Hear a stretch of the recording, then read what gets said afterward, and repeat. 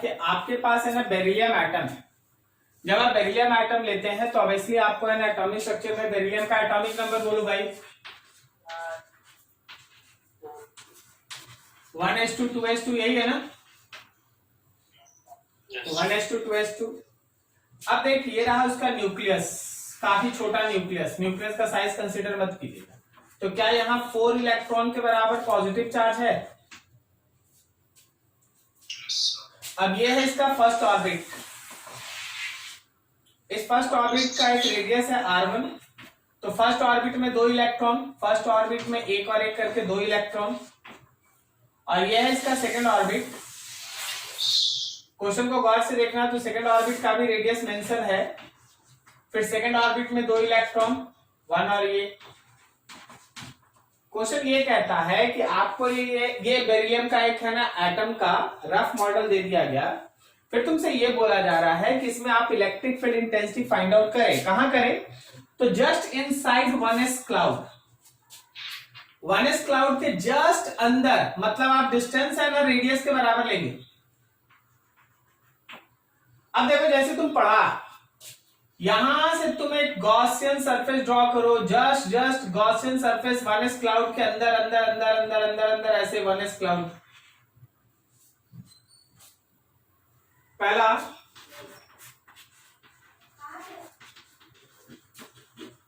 Just inside 1s cloud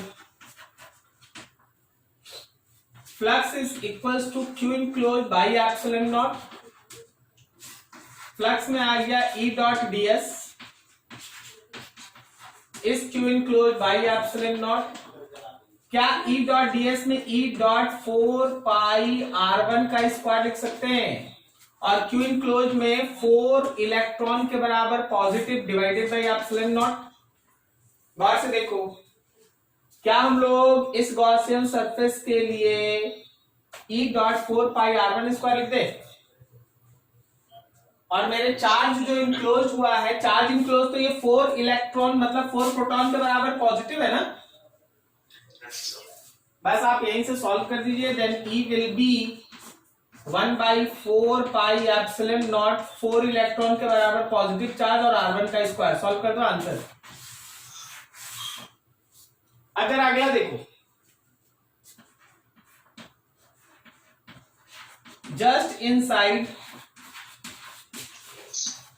2s cloud, just 2s cloud के अंदर जरा गौर करना, just inside 2s cloud, 2s cloud के अंदर यहां पे जब आप यहां से ये गॉसियन सरफेस ऐसा लेते हैं, यहां से अगर आप गॉसियन सरफेस लेते हैं 2s क्लाउड के जस्ट अंदर,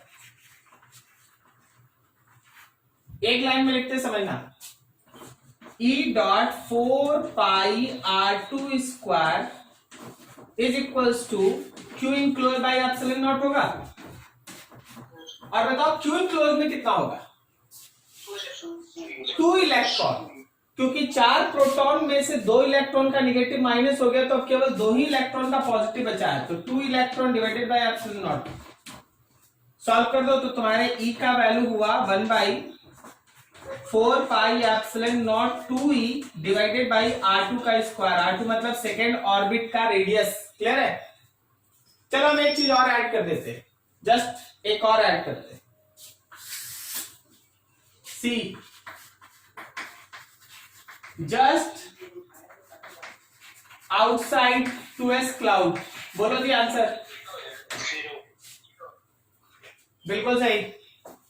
आप अगर इस 2s क्लाउड के बाहर कहीं भी लेंगे तो जो भी आप गॉसियन सरफेस सपोज कीजिएगा, हमेशा ध्यान रखिए कि इस Q इनक्लोज का वैल्यू होगा 0 और ऐसे केस में इलेक्ट्रिक फील्ड इंटेंसिटी होगा 0। क्या समझ में आया सबको? जिनका डाउट था आपको समझ में आया जी? देखना कुछ इंपॉर्टेंट पॉइंट्स।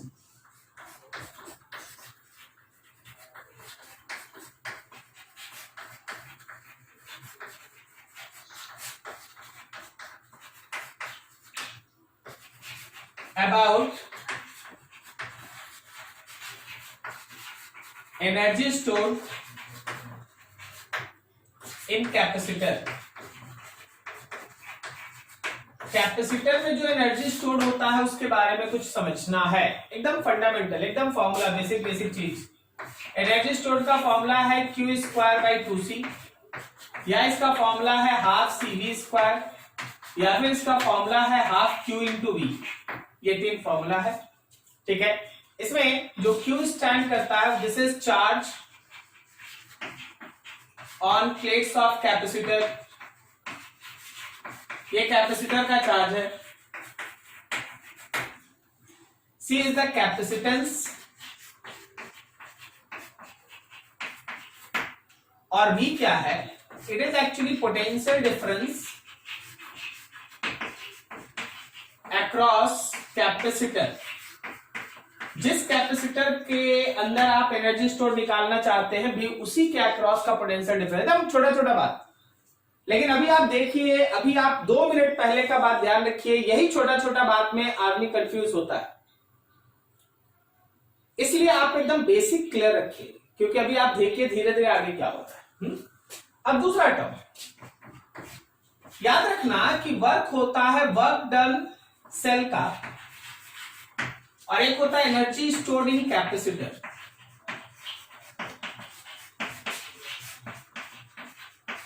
बैटरी का किया गया काम और एनर्जी स्टोर्ड इन कैपेसिटर, याद रखिएगा that can not be equal, ये इक्वल नहीं होता। वर्क डन सेल बड़ा होता है कंपैरिजन टू, हम माइनस प्लस का भी बात नहीं करें, comparison to energy stored in capacitor, energy stored in capacitor, ठीक है। कभी भी अगर ध्यान रखना, कभी भी अगर बैटरी काम किया है तो बैटरी के किए गए वर्क का कुछ हिस्सा कैपेसिटर के अंदर स्टोर होता है। तो सर बाकी हिस्सा का क्या होता है? बाकी हिस्सा हीट और रेडिएशन के फॉर्म में सिस्टम से लॉस होता है। जब कभी भी आप अगला पॉइंट पे ध्यान रखिएगा, अगर आपको वर्क डन बाय सेल निकालना है तो इसका सिंपल फॉर्मूला होता है charge passes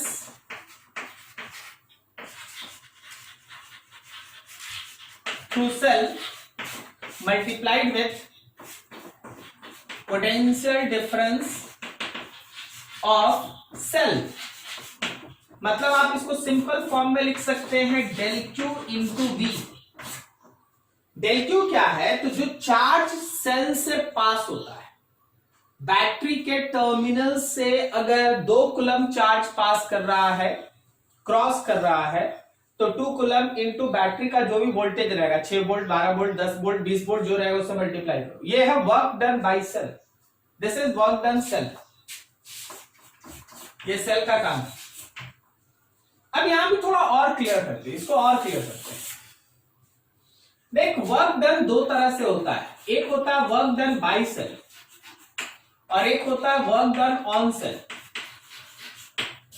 work done by cell, work done on cell, clear रखना।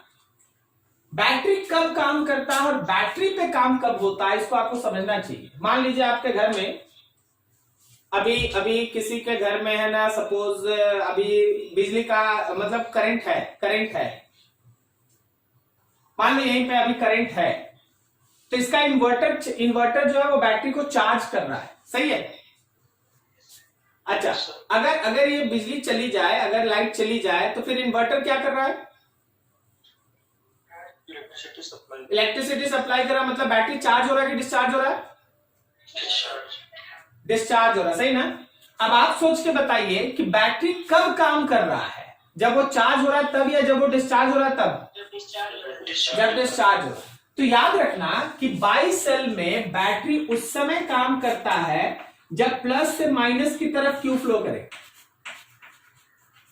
कोई भी बैटरी ऐसा जिसमें तुमको माइनस से प्लस की तरफ, ये माइनस टर्मिनल होता है बैटरी का, ये प्लस, माइनस से प्लस की तरफ अगर चार्ज जाता हुआ दिखाई दे, this is work done by cell. मतलब ये बैटरी होता है डिस्चार्ज। जब भी कोई बैटरी डिस्चार्ज होता है तो ये वर्क डन बाय सेल होता है, सेल काम करता है। लेकिन इसका रिवर्स सोचो, जब किसी बैटरी के प्लस से करंट इंटर करके माइनस में बाहर निकले, जब बैटरी चार्ज हो तो याद रखना this is work done on cell. क्या तुमको पता चला work done by cell and work done on cell? ठीक है ना? Remember that work done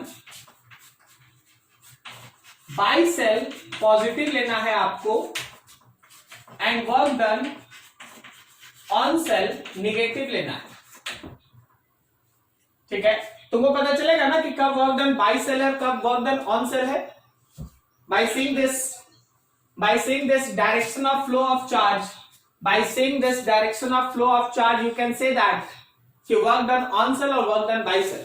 sir थोड़ा एग्जांपल जरा गौर कर समझना।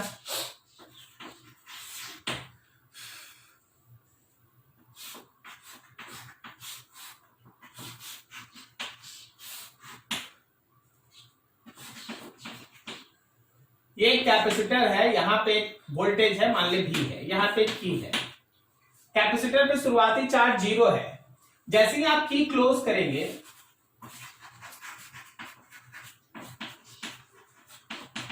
व्हेन की इज क्लोज्ड, देख क्या होगा। जब तुम की को क्लोज करेगा तो इस कैपेसिटर के प्लेट के ऊपर चार्ज आएगा, मान लो क्यू आया, तो ये क्यू इसी बैटरी से पार किया होगा ना, ये बैटरी ऐसे सप्लाई किया होगा ना वो क्यू। समझ में आ रहा क्या? ठीक है ना? अब अगर ये बैटरी ऐसे क्यू सप्लाई किया तो तुम इस पर क्या बोलेगा, वर्क डन ऑन सेल या work done by cell? Work done by cell. ठीक है, how much work is done by cell? देखो दो चीज इसमें देखना, एकदम simple. Work done by cell है, how much work is done by cell, then Q into V, this is work done by cell. Sir शुरू में 0 था, अभी क्यू है, तो डेल क्यू का वैल्यू डेल क्यू कितना, क्यू ना, Q into V, this is work done by cell. Now see that what is the energy stored in capacitor. Capacitor में कितना एनर्जी स्टोर्ड है, half Q V, half Q V. समझ में आया क्या? आधा नहीं स्टोर है, आधा कहां गया, आधा कहां गया? जो रिमेनिंग एनर्जी है, remaining energy will be lost in form of heat या फिर रेडिएशन। हीट या रेडिएशन के फॉर्म में आधा energy loss, remaining energy will be lost in the form of heat और रेडिएशन। अभी जरा गौर करना है, जरा गौर करना है। ठीक है, हमेशा ध्यान रखना हीट या रेडिएशन निकालने के लिए आपको क्या करना है, आपको करना है यूज कंजर्वेशन ऑफ एनर्जी। कैसे? सीधा इनिशियल एनर्जी में वर्क डन सेल का आप जोड़ेंगे तब आपको फाइनल एनर्जी प्लस हीट मिलेगा। इनिशियल एनर्जी में आप बैटरी के वर्क को जोड़ दीजिए, तब जाके आपको फाइनल एनर्जी और हीट मिलता है। ठीक है सर, कैसे? जरा ऊपर यूज करके दिखा दीजिए। देख हम बोल दिए जनरल फॉर्मूला, अभी आगे अच्छे अच्छे न्यूमेरिकल में इसको यूज करेंगे। Very important, very important. मेरे सिस्टम का इनिशियल एनर्जी 0 है, कैपेसिटर चार्ज ही नहीं यार, एनर्जी कहां से लाएगा? ठीक है, तो शुरुआती एनर्जी 0, वर्क डन सेल कितना, क्यूबी, फाइनल एनर्जी कितना है, हाफ क्यूबी, तो हीट कितना निकला, माइनस कर लेंगे, हाफ क्यूबी बचेगा। ठीक है, तो बाकी अच्छे अच्छे न्यूमेरिकल में इसका काम करेंगे, जरा ध्यान से समझना। अगर वर्क, हम यहाँ वर्क सेल लिखे हैं, हम ना ऑन सेल लिखे ना बाई सेल लिखे, तुमको खुद से डिसीजन लेना पड़ेगा कि कब ऑन सेल ले। ऑन सेल लेंगे तो प्लस लिखेंगे और बाई सेल लेंगे तो गलत, उल्टा बोल दी। बाई सेल लेंगे तो प्लस लिखेंगे और ऑन सेल लेंगे तो माइनस लिखेंगे। यहाँ माइनस और प्लस साइन पुट करना पड़ेगा।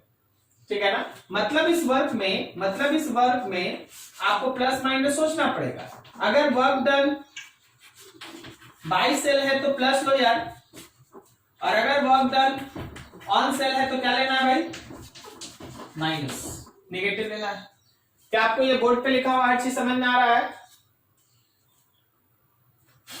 एक क्वेश्चन,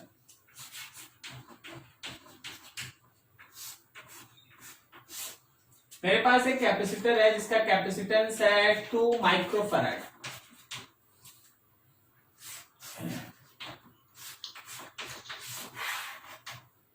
दस वोल्ट का एक बैटरी,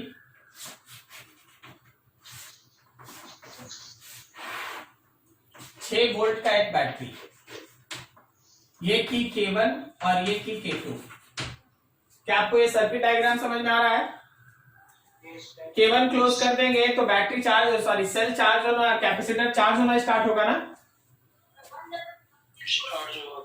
ठीक है ना। कैपेसिटर चार्ज होगा, कैपेसिटर पे चार्ज बढ़ेगा, सही है। तुमसे ये पूछा गया initially K1 is closed,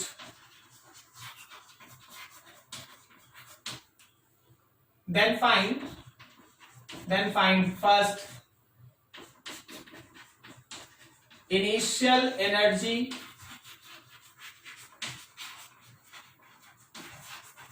stored in capacitor, capacitor का इनिशियल एनर्जी निकाल लो। दूसरा बोला गया when K1 is open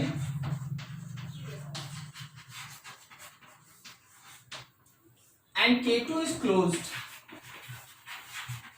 when K1 is open and K2 is closed, find final energy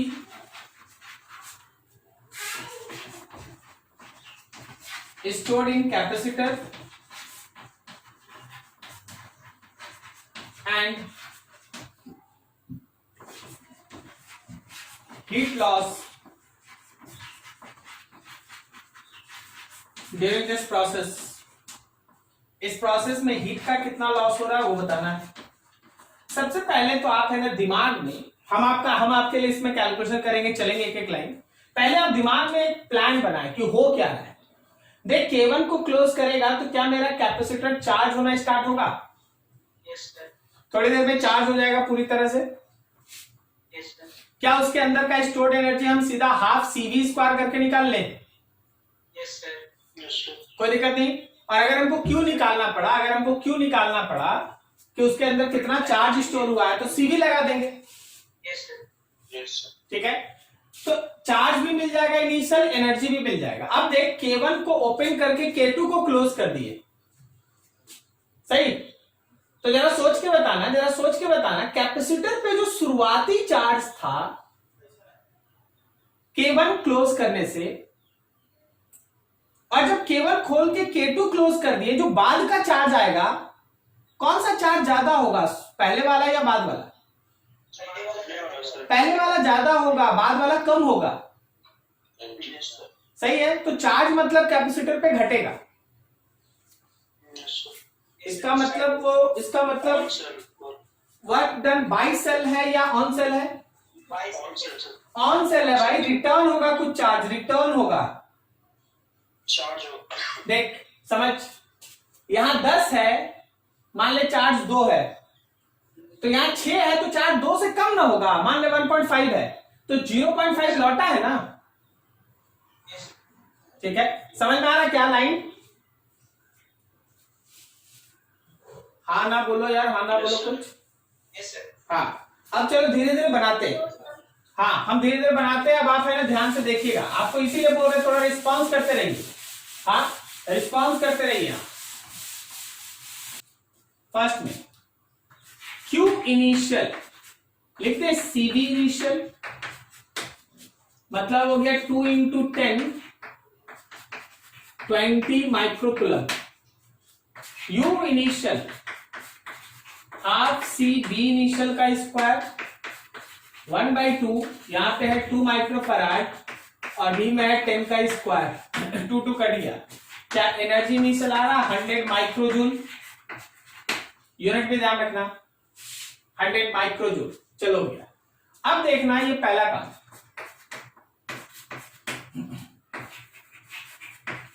when K1 is open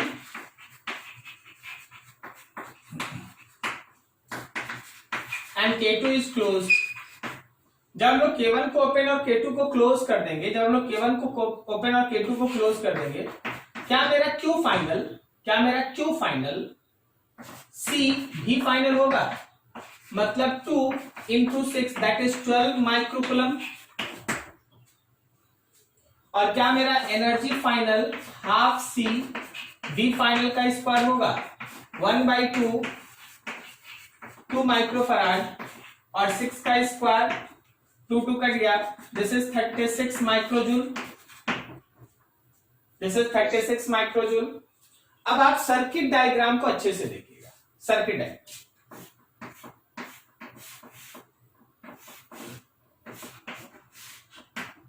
ये मेरा इनिशियल फिगर है, initial है 10 volt है, तो 10 वोल्ट में हुआ क्या, यहां से यहां चार्ज गया और ये प्लेट हो गया प्लस, ये हो गया माइनस, और यहां Q इनिशियल है माइनस Q इनिशियल। अभी बता वर्क डन बाई सेल है या on cell, work done by cell है या ऑन सेल, ऑन सेल है बाई सेल, बोल बाई सेल है ना भाई। इस पर देख निगेटिव से निकल के पॉजिटिव पे जा रहा है, this is work done by cell है ना। अरे नहीं समझ रहा है तो बोलो यार हाँ ना, ये समझ में आया। कैसे पता चला कि वर्क डन बाई सेल है, हाँ निगेटिव टर्मिनल से पॉजिटिव टर्मिनल की तरफ Q चार्ज गया। अब देखो, अभी देखना, शुरुआत में इस पे चार्ज था plus minus 20 microcoulomb minus 20 microcoulomb. अब आप क्या किए, अब आप इसको 6 वोल्ट से कनेक्ट किए, और जब आप 6 वोल्ट से कनेक्ट किए तो ये चार्ज 20 से घट के 12 माइक्रोकुलम हो गया, माइनस 12 माइक्रोकुलम। समझ में आया क्या? तो 8 का डिक्रीज हुआ तो 8 इधर गया ना। क्या समझे आप जो बोले थे अभी थोड़ी देर पहले कि सर समझ में नहीं आया? समझ में आ रहा क्या हो रहा है? जिस प्लेट पे पहले 20 था अभी उसी प्लेट पे 12 है, केवल 12। इसका मतलब 8 घटा है, तो 8 घटा है तो वो जो हम लिखते हैं, हम क्या लिखते हैं, हम लिखते हैं डेल क्यू लिखते हैं ना, हम इसीलिए डेल क्यू लिखते हैं। डेल क्यू क्या था 20 minus 12, this is 8 microcoulomb, return back ना। तो बता this is work done on cell है या बाई सेल? On cell. क्या आपको समझ में आया ये बात? Yes sir. ये चीज अच्छा। अब थोड़ा सा हम इसी में एक लाइन और पूछ लेते एक्स्ट्रा।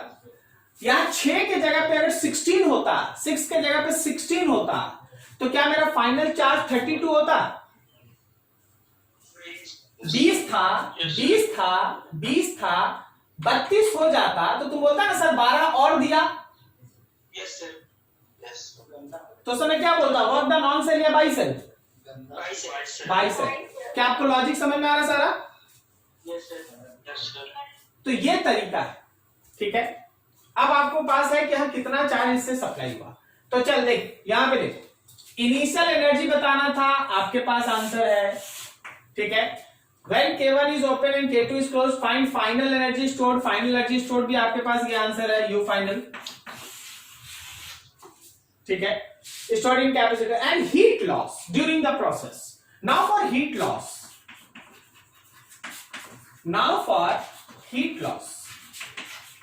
हीट लॉस के लिए तो use conservation of energy, initial energy plus work done. क्या बोलता है, बाई सेल और ऑन सेल?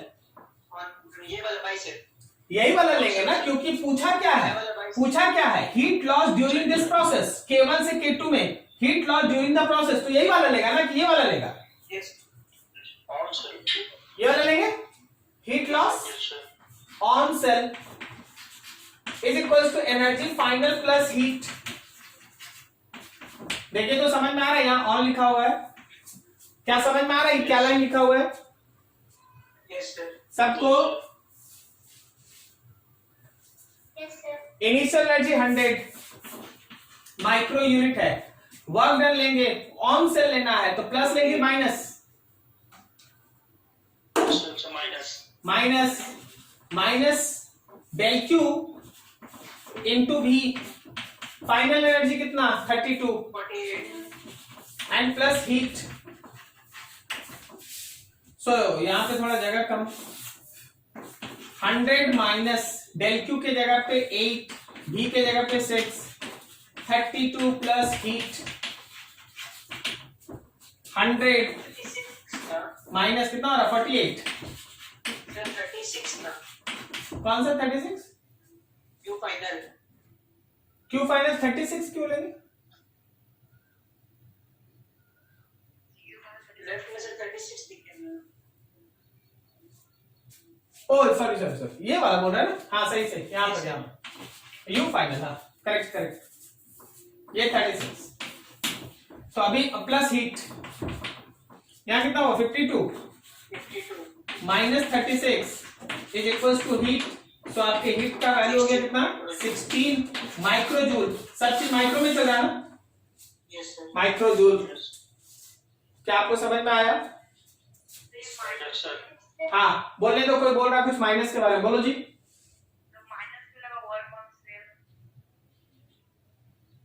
क्या वर्क ऑन सेल में से माइनस क्या लिखे हैं वो समझ में नहीं आया। एल क्यू डॉट बी लिखा हुआ है। शुरुआत से क्लास किया था अभी? Yes sir.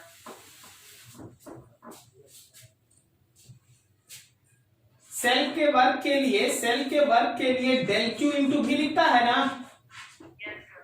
और वर्क डन ऑन सेल है तो माइनस होगा। समझ में आ गया। ठीक चलो, छापना नहीं है, स्क्रीनशॉट ले लेना है, लेकिन आपको 2 मिनट एकदम मन शांत करके एक एक लाइन देखिएगा, ठीक है ना? इतना आसान नहीं है, आप समझिए। कोई क्रॉस क्वेश्चन हो मन में रखिए, अभी फिर बोलिएगा, हमको कोई दिक्कत होगा फिर बोलिएगा।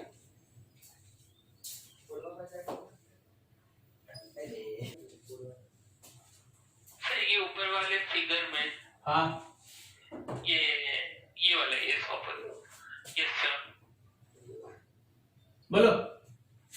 इसमें ऑन बाय ये सब में कंफ्यूज हो गए। एकदम कंफ्यूज हो जाना चाहिए, कोई बात नहीं है, ठीक है ना? अभी तुम ऐसे मानो ना कि जिस प्लेट पे पहले प्लस 20 था, उसी प्लेट पे थोड़ी देर के बाद प्लस 12 बचा है, तो 8 का क्या हुआ? उसका फायदा हुआ या नुकसान? 8 का नुकसान हो गया। नुकसान हो गया, तो जो पहले उसको चार्ज मिला होगा उसको लौटा दिया होगा ना। चार्ज तो कंजर्व होता है ना, कहीं जाएगा तो नहीं ना, यस सर। ठीक है ना?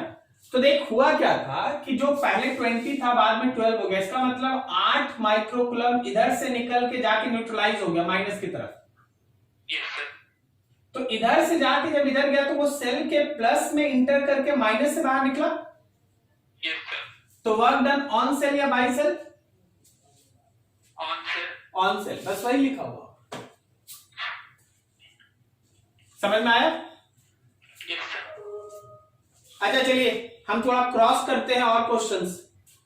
मान लीजिए पहले K2 क्लोज था, सब कोई तैयार हो जाए बताने के लिए, बोलना आंसर। K2 पहले क्लोज है तो क्या शुरुआती चार्ज कितना होगा? बोलो, इनिशियल चार्ज कितना होगा? 12 होगा। सब कोई को पता चल रहा है 12 होगा। Yes sir. उसके बाद हम लोग K2 को खोल के ओपन करके K1 को क्लोज कर दिए, बोलो फाइनल चार्ज कितना होगा? अब बता K1 क्लोज है, K2 ओपन हो गया, कौन वर्क कर रहा है सेकंड हाफ में? वर्क डन ऑन सेल है या बाई सेल? बाई सेल है। कौन काम कर रहा है? 6 काम कर रहा है कि 10 वोल्ट काम कर रहा है? 10 वोल्ट काम कर रहा है। समझ में आ रहा है? तो अगर हम लोग K2 को पहले क्लोज करके बाद में K1 को क्लोज करते हैं तो वर्क डन बाई सेल आ रहा है, कारण पहले चार्ज 12 था बाद में हो गया 20, तो 8 बढ़ा मतलब बैटरी और 8 दिया, ठीक है ना? चलिए ठीक है, और किसी का कोई डाउट बोला जाए?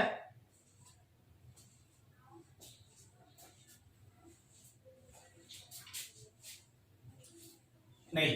अच्छा, इस फिगर में अगर हम तुमसे इस क्वेश्चन में बोल दें कि what is the total heat loss during all of the process, मतलब K1 को क्लोज किए, K2 ओपन था, फिर K1 को ओपन करके K2 क्लोज कर दिए, जो हुआ सब सामने है। अगर हम तुमसे बोल दे what is the total heat loss, how you can find that total heat loss? Sir K1 वाला को निकाल लेंगे। एकदम सही, एकदम सही, बस आप बात पकड़ लिए। देखिए सेकंड वाला तो हीट लॉस आप निकाल चुके, ठीक है, लेकिन फर्स्ट वाले प्रोसेस में जब ये वर्क डन बाय सेल था, उस समय लोग हीट लॉस नहीं निकाले थे। अगर तुम चाहेगा तो यहां भी हीट लॉस निकाल सकता है। Initial energy plus work done is equals to final energy plus heat. तो इनिशियल एनर्जी देखो, इस प्रोसेस के चार्ज होने के पहले क्या इनिशियल एनर्जी 0 था? वर्क डन ऑन सेल है या बाय सेल? बाय सेल है, बाय सेल है। बोलो इस केस में डेल क्यू कितना लेगा? शुरुआती चार्ज कितना है? 0। फाइनल चार्ज कितना है? 20। तो यहां 20 हुआ और सेल है 10 का, प्लस या माइनस? प्लस, क्योंकि ये बाई सेल है। एंड फाइनल एनर्जी आपके पास है, फाइनल एनर्जी बताइए में लेंगे 100 लेंगे ना, 100 प्लस हीट। सॉल्व कर दो जो है answer,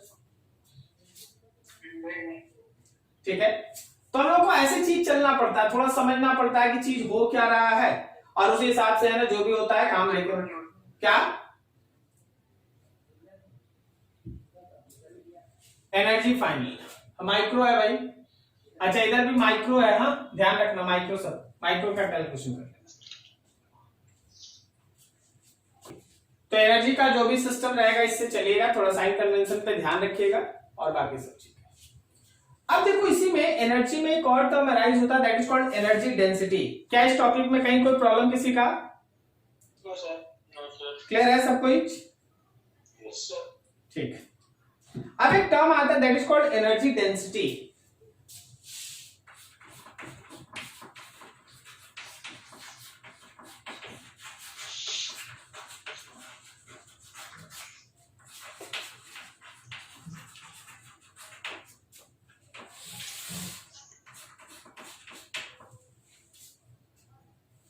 concept of energy density, आपको एनर्जी डेंसिटी के बारे में सोचना है, ठीक है ना। एनर्जी डेंसिटी का सिंपल कॉन्सेप्ट में मान लो जैसे ये हम लोग के पास एक पैरेलल प्लेट कैपेसिटर है, ये अपना प्लेट्स है, प्लेट्स का एरिया है ए और प्लेट्स के बीच का सेपरेशन है डी। यहां पे ये प्लेट हो गया प्लस, ये प्लेट हो गया माइनस। हम लोग इसको बैटरी से ऐसे कनेक्ट करके रखते हैं, तो यहां पे ऑब्वियसली इलेक्ट्रिक फील्ड के फॉर्म में एनर्जी स्टोर हुआ। अगर हम एनर्जी डेंसिटी लिखें, represented by rho energy, okay, तो this is equals to energy stored per unit volume. यही चलेगा। एनर्जी डेंसिटी का मतलब क्या? Energy stored per unit volume, energy by volume, ये लेके चलना। अब देखो एनर्जी का फॉर्मूला हो गया half Q square by C, और नीचे है वॉल्यूम में। वॉल्यूम में क्या लिख सकते हैं? Area of cross section into D. ये सही है, area of cross section into D, यहां का वॉल्यूम हो जाएगा बीच का। This is equals to Q square by 2, C के जगह पे epsilon naught A by D, और वॉल्यूम के जगह पे A इंटू डी।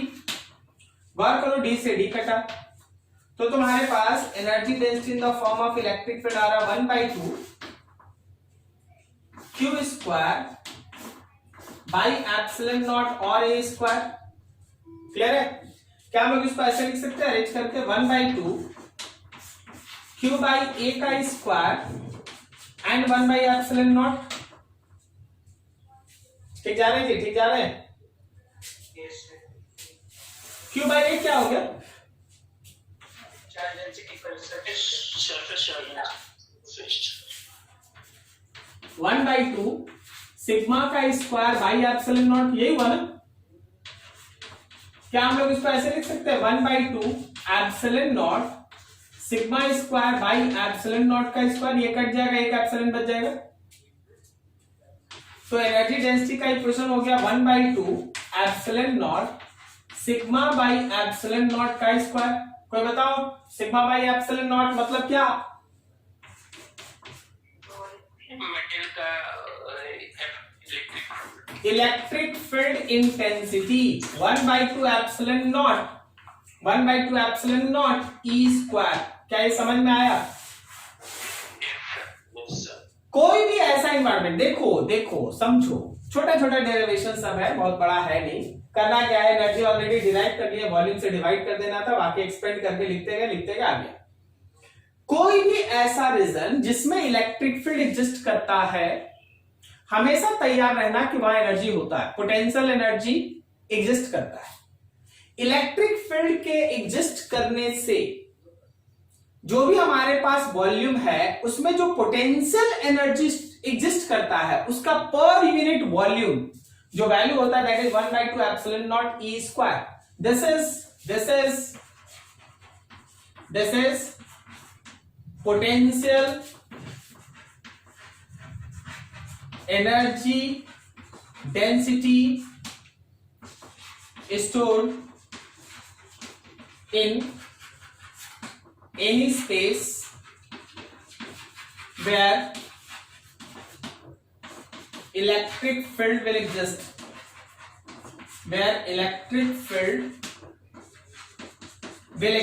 अब थोड़ा सा इसमें मेरा बात को और समझना। भले ये डेरिवेशन आपको किसी पैरेलल प्लेट कैपेसिटर को लेके किया गया है, लेकिन ये जो कॉन्सेप्ट है, ये जो कॉन्सेप्ट आपके पास है 1/2 एप्सिलॉन नॉट ई स्क्वायर, वो पूरा का पूरा कहीं भी आप इलेक्ट्रिक फील्ड लेके चले, चाहे वो इलेक्ट्रिक फील्ड किसी पॉइंट चार्ज से बना हो, चाहे वो इलेक्ट्रिक फील्ड किसी स्फीयर से बना हो, किसी लाइन चार्ज से बना हो, ये काम हर जगह करता है। ठीक है ना? कोई भी ऐसा रीजन, कोई भी ऐसा एनवायरनमेंट जिसमें इलेक्ट्रिक फील्ड तुमको मालूम है, याद रखना पर यूनिट वॉल्यूम जो एनर्जी स्टोर होगा वो ये है 1/2 एप्सिलॉन नॉट ई स्क्वायर। अगर इसके जगह पे कोई दूसरा मीडियम रहा, if any other medium is present,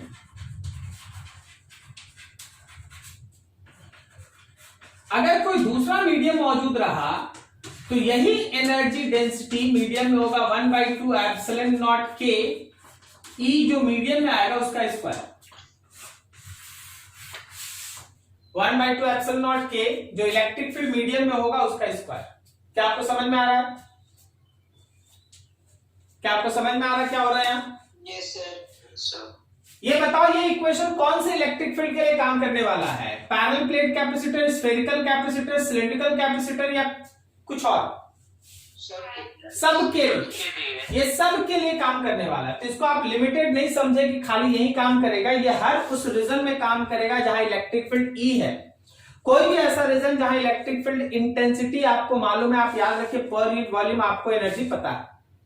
अब पर यूनिट वॉल्यूम एनर्जी डेंसिटी पता होने से आप टोटल एनर्जी भी निकालते हैं, जरा समझिएगा।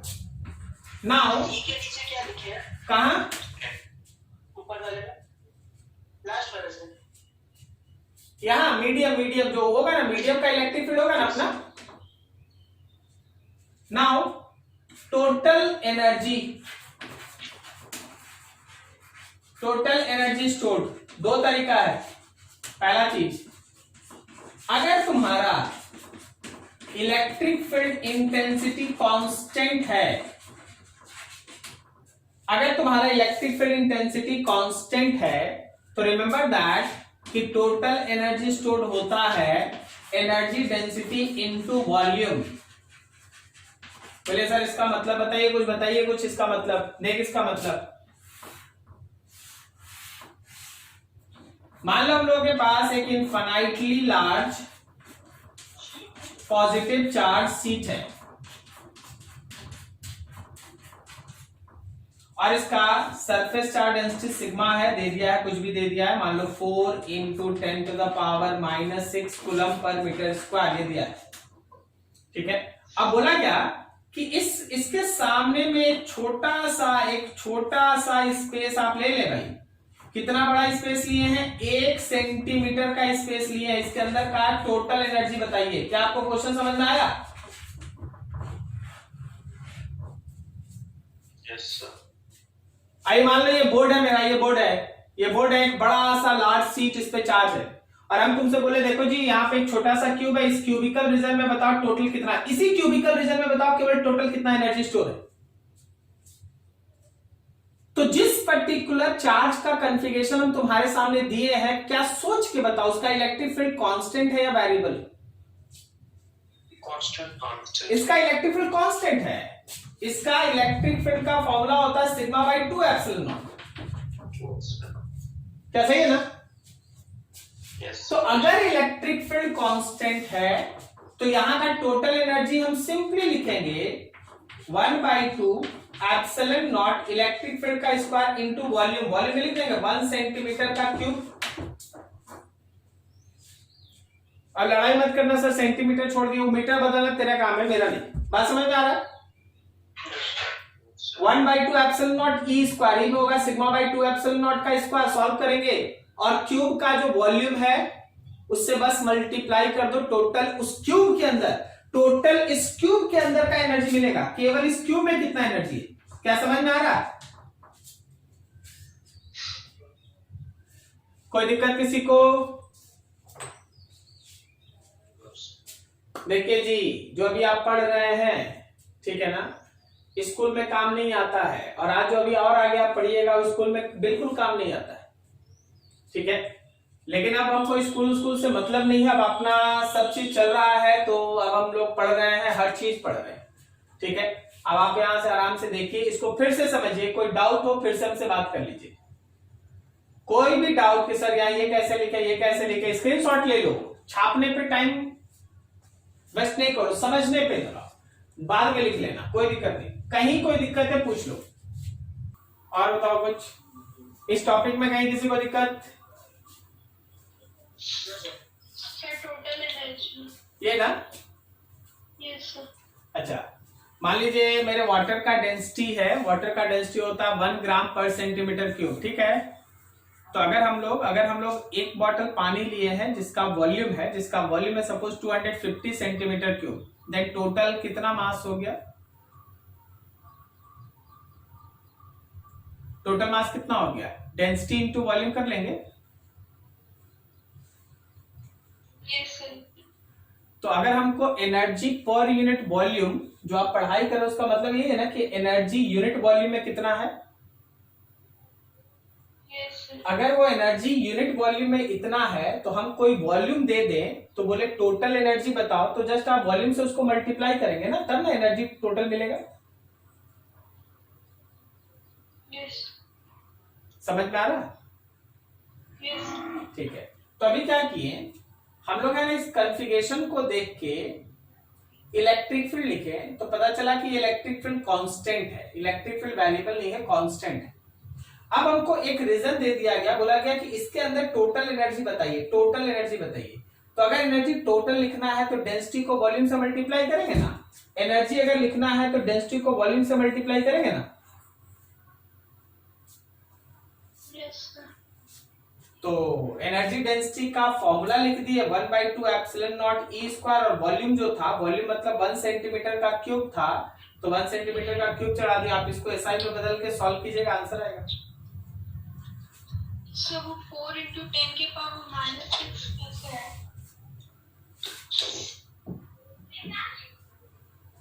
ये अपने से हम कुछ वैल्यू लिख दिए हैं,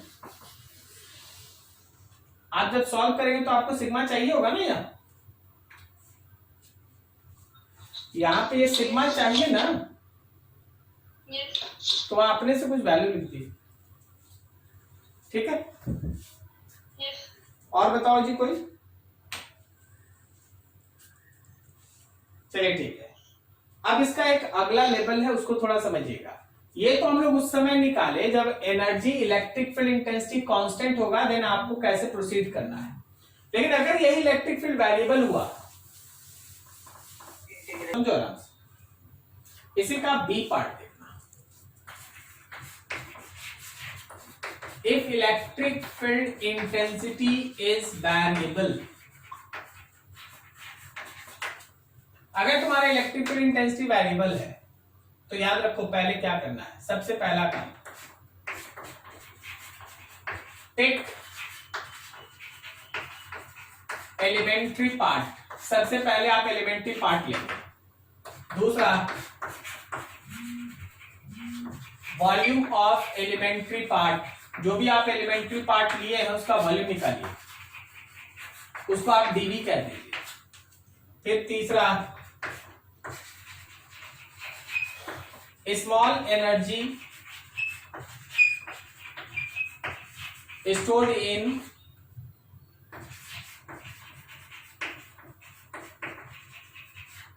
elementary part, small energy stored in elementary part, that du is equals to energy density into small volume। और उसके बाद फिर fourth that u total is integration of du। आपको जो स्मॉल एनर्जी डेंसिटी आप निकाले, वैल्यू निकाले, उसको इंटीग्रेट कीजिए, तब आपको ये टोटल एनर्जी मिलेगा। क्लियर है? समझ में आया? नहीं समझ में? अब आप इसका एप्लीकेशन देखिए, तब आपको समझ में आएगा। अभी तो ये बस थ्योरी है, आप ध्यान से देखते चलिए। मान लीजिए आपके सामने एक क्वेश्चन ऐसा है, find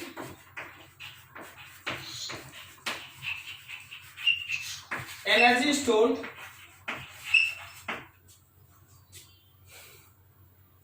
from capital R to 2R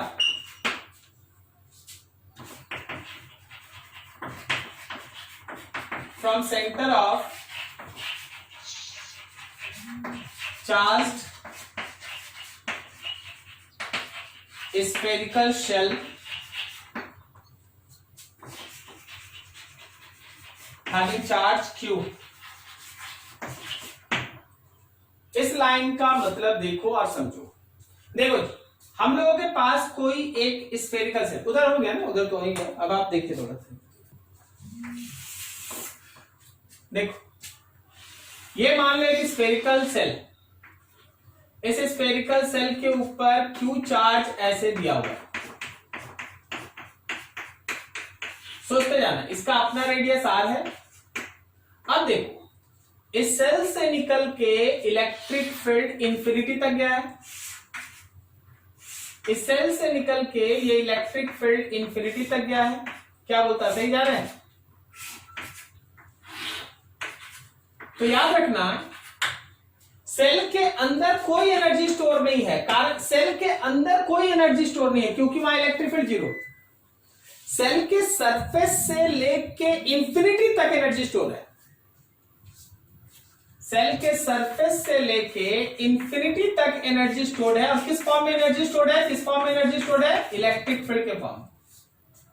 तुमसे उसी में पूछा गया है कि बताइए जी R से 2R के बीच कितना एनर्जी स्टोर है। अब दिखा रहे हैं, हम आपको फिगर दिखा रहे हैं, समझिएगा। मान लीजिए, देखिए यहां से लेके इंफिनिटी तक इलेक्ट्रिक फील्ड के फॉर्म में एनर्जी स्टोर है, यहां से लेके इंफिनिटी तक इलेक्ट्रिक फील्ड के फॉर्म में एनर्जी स्टोर है। ये एनर्जी, सब जगह एनर्जी। अब तुमसे क्या बोला गया कि R से लेके 2R तक, मतलब यहां से यहां तक, इसके अंदर का एनर्जी आपको बताना है। ये वाला एनर्जी, यहां पे कितना एनर्जी स्टोर है तुमको यही बताना है। क्या तुमको क्वेश्चन समझ में आ रहा है? तुमको ये एनर्जी बताना है। अब देखो जी, जिस इलेक्ट्रिक फील्ड का आप बात कर रहे हैं यहां से लेके यहां तक, बोलो क्या वो कांस्टेंट है या वेरिएबल? वेरिएबल है। सेल के बाहर का इलेक्ट्रिक फील्ड का इक्वेशन क्या होता है? सेल के बाहर का इलेक्ट्रिक KQ/R², ठीक है ना? तो वेरिएबल है ना। तो अगर इलेक्ट्रिक फील्ड वेरिएबल रहा, देख पिछला इलेक्ट्रिक फील्ड क्या था? पिछला इलेक्ट्रिक फील्ड जो अभी हम पढ़ रहे थे सीट वाला, उसका इलेक्ट्रिक फील्ड था σ/2 एप्सिलॉन। ये तो कांस्टेंट था ना। तो हमने सीधा वॉल्यूम से मल्टीप्लाई कर दिया, क्लियर? लेकिन अभी का इलेक्ट्रिक फील्ड वेरिएबल, तो अब क्या करना पड़ेगा? यहां से R डिस्टेंस, रेडियस का एक एलिमेंट्री पार्ट कट करेंगे। क्या वो एलिमेंट्री पार्ट एक सेल होगा? ये सेल, एलिमेंट्री पार्ट ये सेल होगा, this is your elementary cell, ये तुम्हारा एलिमेंट्री सेल। और इस एलिमेंट्री सेल का वॉल्यूम क्या लिख सकते हैं, 4 pi R square N D R. सही है। अब आपका काम क्या है, उसके अंदर का स्मॉल एनर्जी लिखना, उसके अंदर का स्मॉल एनर्जी लिखना। स्मॉल एनर्जी मतलब energy density into volume. Energy density में आ गया 1/2 एप्सिलॉन नॉट इलेक्ट्रिक फील्ड का स्क्वायर, और वॉल्यूम में हो गया 4 pi R square N D R. This is 1/2 epsilon naught E के जगह पे KQ/R स्क्वायर का स्क्वायर, साथ में है 4 pi R square N D R. अब आप देखिए, आपको चाहिए टोटल एनर्जी, आपको चाहिए टोटल एनर्जी यू टोटल तुम्हारे क्वेश्चन के हिसाब से कहां तक, आर से लेके 2r तक। तो तुमको इंटीग्रेशन करना है इस du को r से लेके 2r तक। सर कैसे करें इंटीग्रेशन, देख ले भाई, छोटा सा कर लेते हैं। 1/2 epsilon not constant, k square q square constant, 1/2 epsilon not k square q square constant. देखते चलो जरा गौर करना। 4 पाई भी कांस्टेंट, 4 पाई। कोई बता दो इंटीग्रेशन के अंदर क्या बचेगा, नीचे देख, आर स्क्वायर का स्क्वायर मतलब आर पे पावर 4, और यहां आर स्क्वायर, क्या 1/r स्क्वायर बचा, साथ में dr, कहां से कहां तक, r से लेकर 2r तक। आराम से इंटीग्रेट करके सॉल्व करो आंसर, ठीक है। अच्छा, अगर ये कर लेना आप तुम। अच्छा, अगर हम तुमसे बोलते इस केस में, find total energy stored outside cell, बोलो लिमिट कहां से कहां तक, 0 इंफिनिटी, आर से लेके इंफिनिटी, जीरो से नहीं, जीरो से तो इलेक्ट्रिक फील्ड है ही नहीं, जीरो से लेके यहां तक तो इलेक्ट्रिक फील्ड है ही नहीं। तो अगर तुम यहां पे यू टोटल निकाला तो आर से इंफिनिटी तक सोचो, मतलब तुमको इसी डी को इंटीग्रेट करना पड़ेगा आर से लेके इंफिनिटी तक,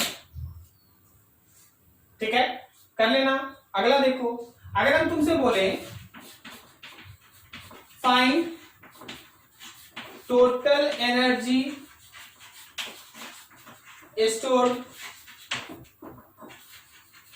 outside shell of radius 2r, limit बोलो, लिमिट 2r से इंफिनिटी, 2r से इंफिनिटी, 2r से इंफिनिटी। तो अगर आपको यहाँ पे टोटल एनर्जी स्टोर निकालना है तो 2r सेल के बाहर, तो 2r से इंफिनिटी तक इंटीग्रेट करें। Integration of du is from 2r to infinity. कभी भी अगर E का वैल्यू वेरिएबल है, you have to proceed in this way, elementary part, उसका volume, small energy, then integration. और मेनली जो क्वेश्चन होता है सामने तुम्हारे बना दिया गया है, इसको ध्यान से देखिए, समय दीजिए 2-4 मिनट, इसको समय दीजिए, अच्छे से एनालाइज कीजिए, कुछ नहीं समझ में आए फिर से पूछ लीजिए, ठीक है। बढ़िया टॉपिक है, समय दिया जाता है।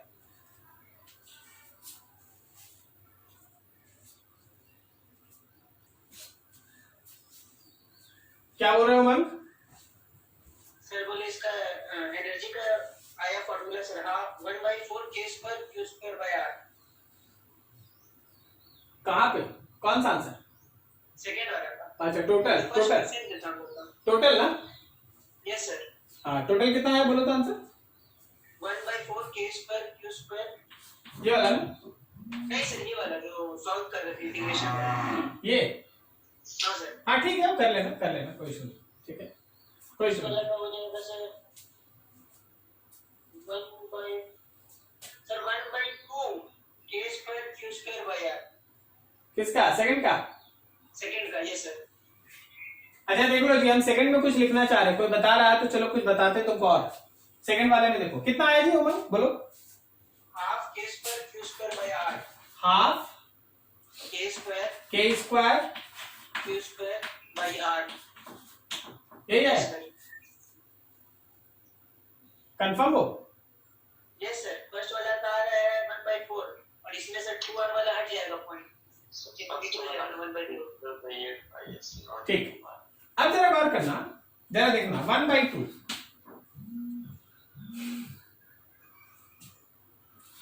क्यू स्क्वायर बाई के का मतलब हो गया 4 पाई एप्सिलॉन नॉट ना।